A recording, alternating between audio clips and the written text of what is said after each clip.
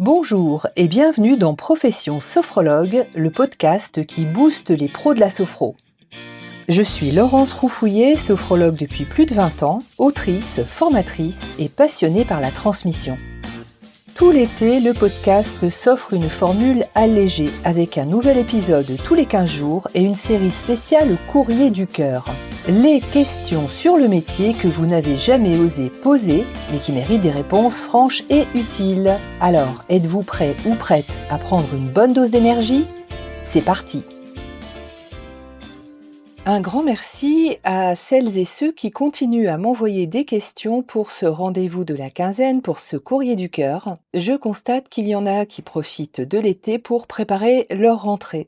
Alors, j'en profite pour vous parler de l'événement que j'ai créé pour la rentrée, un séminaire de rentrée pour les sophrologues.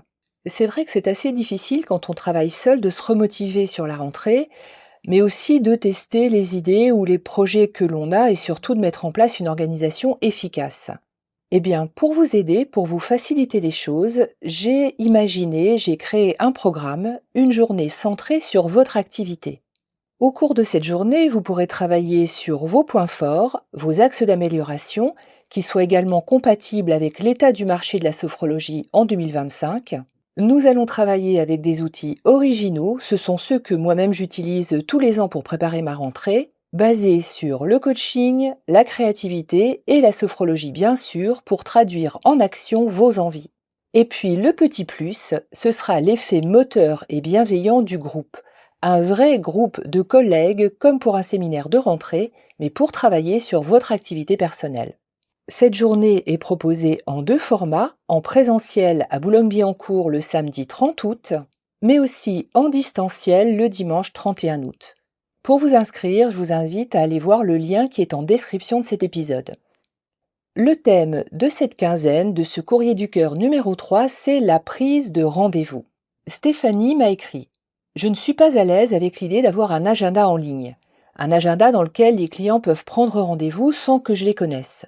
Je préfère avoir tout le monde au téléphone pour qu'ils sachent à quoi ils s'engagent. » Alors, chère Stéphanie, tu fais vraiment comme tu le sens. On a vraiment les deux écoles, c'est-à-dire les personnes qui veulent parler, interagir avec leurs clients avant qu'ils viennent à leur cabinet, et puis ceux qui laissent la possibilité de prendre librement rendez-vous.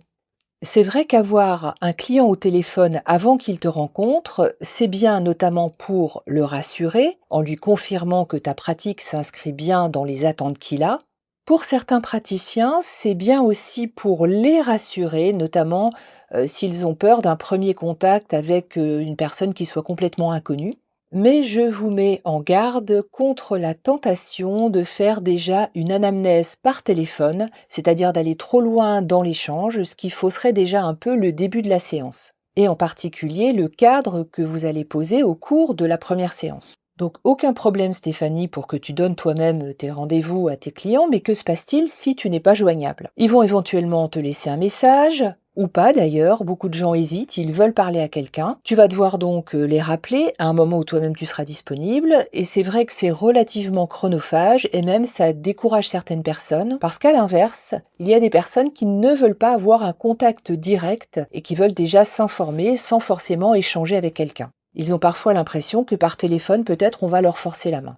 Quoi qu'il en soit, c'est toi qui vas devoir assurer la gestion du rendez-vous tout au long du parcours, c'est-à-dire la confirmation de l'horaire et du lieu de rendez-vous. Alors bien sûr, tu peux avoir un message tout prêt, un SMS que tu te contentes de copier-coller. Dans ce cas de figure, je conseille de faire un rappel à J-1. Le rappel, c'est absolument indispensable. Beaucoup de personnes oublient leur rendez-vous, mais le rappel n'évite pas les no-shows, c'est-à-dire les personnes qui ne viennent pas au rendez-vous, ni les annulations de dernière minute. D'ailleurs, quand on a donné un rendez-vous par téléphone, en cas de déplacement ou d'annulation de rendez-vous, ce qu'on a remarqué, c'est qu'en fait, les clients n'osent pas rappeler, n'osent pas appeler une personne en particulier pour annuler. Donc, il y a davantage de no-show, de personnes qui ne se présentent pas quand on a donné un rendez-vous par téléphone. Dans la même idée, Béatrice me demande quelle plateforme recommanderais-tu pour la prise de rendez-vous en ligne ? Il y a plusieurs prestataires, les offres paraissent alléchantes, mais quelle est celle qui rapporte le plus de clients ? Béatrice, je vais être absolument claire, il n'y en a aucune. Aucune plateforme ne peut aujourd'hui apporter une clientèle comme le faisait jadis Doctolib. Alors, pour ceux comme moi qui ont eu la chance d'être plusieurs années sur Doctolib parce que les sophrologues intéressaient Doctolib, eh bien, depuis 2023, nous avons été éjectés de cette plateforme et d'ailleurs, on a été évincés comme toutes les professions qui sont ni médicales ni paramédicales. Je n'ai pas particulièrement d'avis là-dessus, c'est un état de fait. C'est vrai que Doctolib, c'était pratique parce que c'était vraiment un réflexe de la part de n'importe quelle personne à qui quelqu'un disait « Écoute, il faut que tu ailles voir un sophrologue ». Donc comme on pouvait le faire quand on cherche un dentiste ou un gynécologue, on prend Doctolib et puis on cherche. Donc ça, vous oubliez, c'est complètement terminé. En ce qui concerne les plateformes qui présentent des professions non médicales en ligne, des métiers autour du bien-être, moi je pense qu'il faut distinguer deux choses à présent. D'une part, l'orientation des clients ou on va dire l'apport de clients via la plateforme, et puis d'autre part, la gestion de l'agenda. L'orientation des clients, c'est-à-dire le fait qu'ils vous choisissent et prennent rendez-vous avec vous, maintenant c'est très rare que ça se fasse par l'intermédiaire des plateformes. Aujourd'hui, l'apport de clientèle, elle repose principalement sur nous, c'est-à-dire ce que l'on va pouvoir faire. C'est essentiellement le réseau que vous allez constituer, la notoriété que vous allez vous faire dans votre quartier ou dans votre ville, le bouche à oreille, tous les moyens pour se rendre visible. Alors, il y a plusieurs épisodes du podcast sur ces sujets, je vous les mets en description de cet épisode. Donc l'intérêt des plateformes aujourd'hui, c'est qu'elles facilitent la prise de rendez-vous. Notamment, elles donnent un accès à votre agenda, y compris quand vous êtes occupé ou absent. La personne, elle a toute liberté pour choisir le créneau qui lui convient. Ça, c'est une information que je donne par exemple aux parents d'adolescents quand ils n'ont pas l'emploi du temps de leur enfant et souvent je leur dis choisissez tranquillement ensemble ce soir avec votre fils ou avec votre fille le créneau qui vous arrange le mieux. Une plateforme, elle va permettre aussi d'informer le client en toute transparence sur votre parcours, votre pratique, vos spécialités éventuellement et tout ce qu'il doit savoir, les tarifs, le lieu de consultation. Ça lui laisse également le temps de réfléchir et il s'engage toujours en connaissance de cause.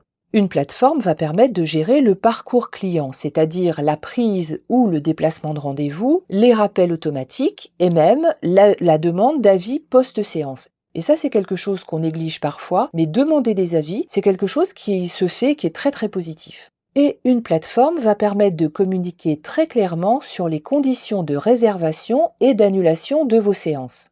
Certaines plateformes permettent même de prendre un acompte à la première prise de rendez-vous. Alors, je vous rappelle que c'est une pratique qui est tout à fait légale et que les sophrologues peuvent utiliser. Si vous avez un doute là-dessus, je vous renvoie au workshop sur le cadre d'une séance. On avait vraiment bien défini les choses et notamment Maître Elodie Pereira, qui est avocate spécialisée en droit des affaires, nous a bien conseillé sur les conditions générales de nos séances. Bien fixer ces conditions générales diminue très fortement les inconvénients liés aux annulations. Et moi, je le répète, depuis que je prends un acompte, notamment sur les nouveaux clients, je n'ai plus jamais de no-show. Enfin, un agenda en ligne, il peut être intégré sur votre site internet ou sur votre page Google avec un lien ou un bouton. Et en fait, c'est vraiment ce qu'on appelle un call to action, c'est-à-dire quelque chose que la personne va pouvoir faire très rapidement pour prendre rendez-vous. Donc c'est facile, c'est rapide et c'est engageant. Alors, comment choisir parmi toutes les offres ? Les principales plateformes aujourd'hui sont essentiellement Resalib, Chronolibre et Médoucine. En termes de coût, ça coûte aux alentours de 40 € par mois pour les deux premières et c'est un peu plus cher, Médoucine, c'est à peu près 100 € par mois pour Médoucine. Donc vous allez faire votre choix en fonction de peut-être ce qui vous plaît ou de la notoriété de la plateforme. Il y a aussi des solutions gratuites, simplement d'agenda, hyper simple, notamment avec des interfaces de réunion comme Calendly ou Google Agenda. Vous envoyez un lien à la personne et puis elle prend rendez-vous sur les créneaux qui sont libres. Donc, pour répondre à Stéphanie et à Béatrice, en résumé, pour une prise de rendez-vous sans prise de tête, agenda en ligne ou pas, c'est vraiment selon votre goût, selon ce que vous avez envie de faire. Les plateformes en ligne sont plutôt adaptées pour une gestion optimisée de l'agenda et du parcours client. Choisissez une plateforme ergonomique pour les utilisateurs et à un coût raisonnable. Je vous souhaite un bon mois d'août et je vous donne rendez-vous déjà pour certains pour le séminaire de rentrée pour les sophrologues.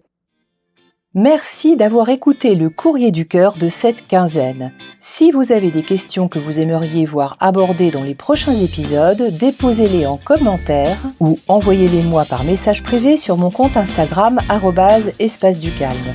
Profitez également de l'été pour réécouter les épisodes précédents du podcast. et à très vite pour de nouvelles questions.